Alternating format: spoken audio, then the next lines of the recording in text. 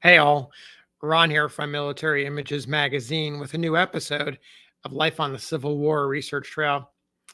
I want to go back to the early months of the Civil War. It had become clear to many in Washington, D.C., that Major General Winfield Scott was no longer physically able to manage the rigors of commanding the U.S. Army.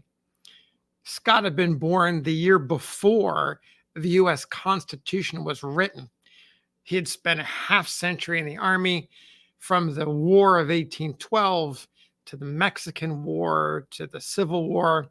Along the way, gaining rapid promotions, distinguishing himself as a battlefield commander, advising 7 presidents, and running once himself for the highest office in the land. In 1861, his proposed Anaconda Plan to squeeze the seceded states economically through blockades along the oceans and the Gulf, and then, of course, closing the rivers, the Mississippi, and other waterways. It was the right idea. In fact, it was ahead of its time. Mentally, completely intact. Physically, his body was falling apart. And he had to make a difficult decision, and that was to step aside, to put his ambitions aside, facing the fact that this was probably the greatest assignment that any American military leader could ever have. He set aside that office for the good of the country in favor of younger leadership who could bring the energy and vigor that it needed. Scott lived until 1866, long enough to see the United States triumphant. I want to share with you some of his letter and some other communications around his retirement and the reaction of Americans to the announcement. So let's start with his official letter to the Secretary of War, Simon Cameron. It's dated from Washington, October 31st, 1861. It says, Honorable S. Cameron, Secretary of War, sir, for more than 3 years I have been unable, from a hurt, to mount a horse or walk more than a few paces at a time, and that with much pain. Other and new infirmities, dropsy and vertigo, admonish me that a repose of mind and body, with the appliances of surgery and medicine, are necessary to add a little more to a life already protracted much beyond the usual span of a man. It is under such circumstances, made doubly painful by the unnatural and unjust rebellion now raging in the southern states of our so late prosperous and happy union, that I am compelled to request that my name be placed on the list of Army officers retired from active service. As this request is founded on an absolute right granted by a recent act of Congress, I am entirely at liberty to say that it is with deep regret that I withdraw myself in these momentous times from the orders of a president who has treated me with distinguished kindness and courtesy, whom I know, upon much personal intercourse, to be patriotic without sectional partialities or prejudices, to be highly conscientious in the performance of every duty, and of unrivaled activity and perseverance.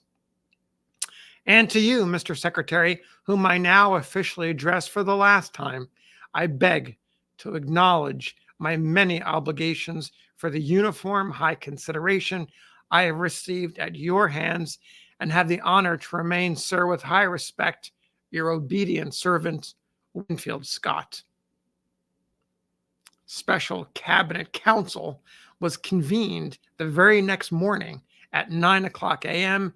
to consider and ultimately approve Scott's letter. It was decided that Scott's request, under the circumstances of that advanced age, there's no way they could decline it. The man to fill that position, General George B. McClellan, with the unanimous agreement of Lincoln and his cabinet, was going to be notified that the Army was going to devolve upon him to command.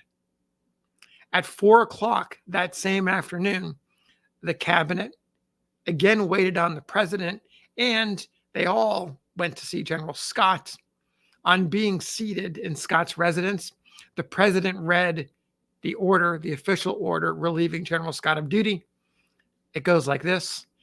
On the first day of November, AD 1861, upon his own application to the President of the United States, Brevet Lieutenant General Winfield Scott is ordered to be placed and hereby is placed upon the list of retired officers of the Army of the United States without reduction in his current pay, subsistence, or allowances.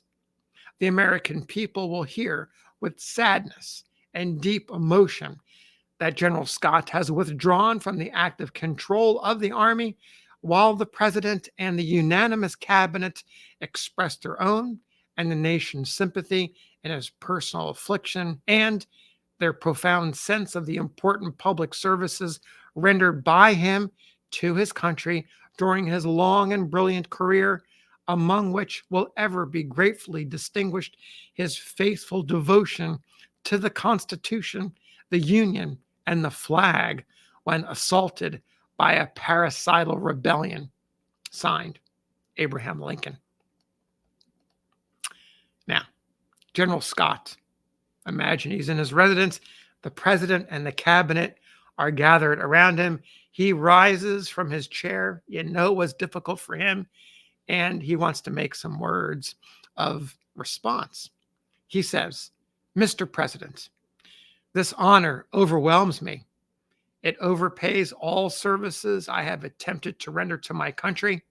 If I had any claims before, they are all obliterated by this expression of approval by the president with the unanimous support of his cabinet.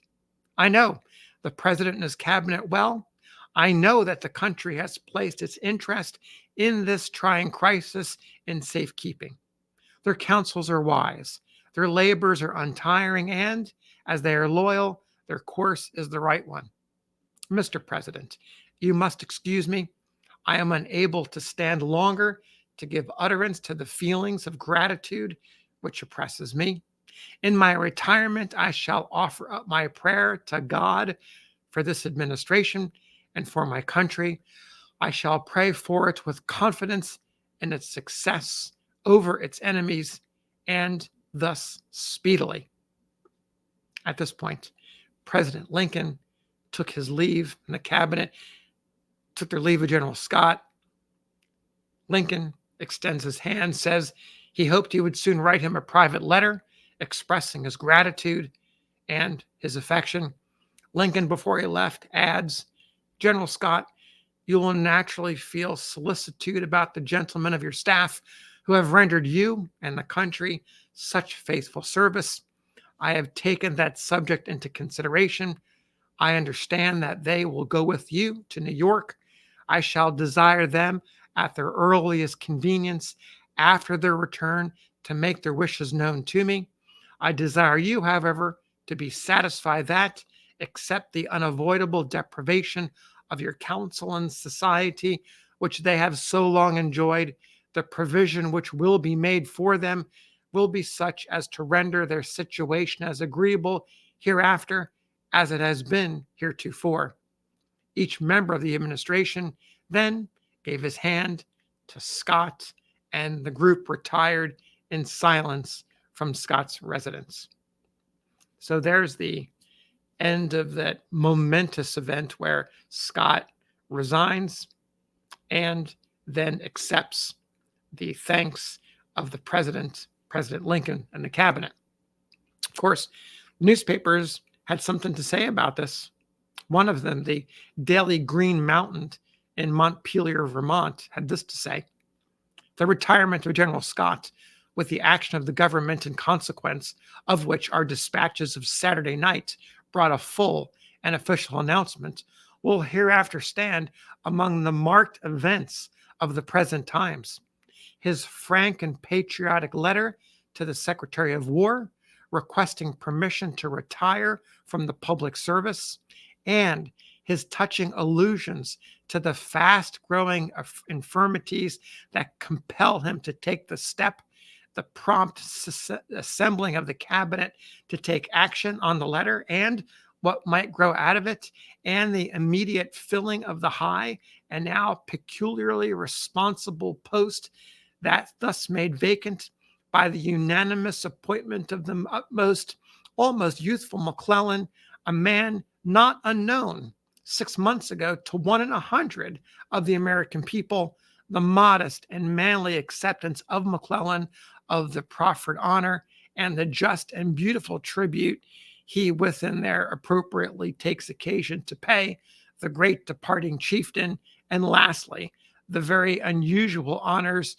done by the old hero in the voluntary calling of the whole cabinet with the president at their head on him at his own house, and the tender and doubtless tearful addresses exchanged with him in the parting interview as they reluctantly dismissed him to depart from public life, crowned by all the clustered glories of his long and brilliant career. All these have now passed to the records of our country's history, there forever to remain and be read with melancholy but proud interest by all coming generations. No military man in modern times has had a career of half a century as uniformly successful and glorious as that of General Scott, except the Duke of Wellington. And when the latter died, he left the former probably without a peer in the science of war in the world, in person, very unusually commanding and handsome, in character upright and lofty, and in military capacities confessedly out-towering all others in the country. He has seemed to move on among us as one of the perfect heroes of romance, and accordingly, he has long been the pride and almost the idol of the American people. And his retirement will cause many a sigh of sadness and regret that he can be no longer before the public, especially as that retirement carries with it the melancholy indication that his sun of life is now rapidly losing in its final setting.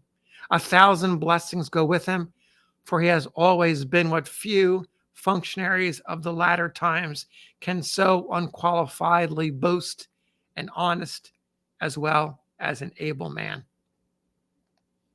One more note, and this from the Harrisburg Telegraph. Sometime since, the busy quidnuncs around Washington City, whenever they become barren in sensation news, or whenever they are also prevented from prying into the secrets of the departments, interested themselves in the veteran soldier and hero, Winfield Scott, by allusions to his health or insinuations as to his purposes, both in regard to himself personally and his official duty in the service. We were told one day that his health was declining, that disease, old age, and the bruises of battle were telling on his life, and when these reports became stale, that he was fretted by the neglect of General McClellan, that the cabinet refused to render him the respect which was his due, and that, incensed and indignant, the old hero had determined to resign and leave the struggle for the preservation of that nationality which he insisted in creating to the direction of other minds and the control of other hands. The fact of the resignation of General Scott is now officially announced, but that resignation was induced by higher and more patriotic reasons than those attributed to him by a portion of the press of the country, and the veteran hero carries with him, therefore, into retirement the regret, the respect, and the solicitude of his countrymen. So there you have the resignation, the poignant receipt by the president and the cabinet, and the reaction of the press universally honoring him for his abilities to step away, even though he was declining, to step away from that high office for the good of the country and for the good of the people. Thanks for listening. We'll see you on the next episode of Life on the Civil War Research Trail.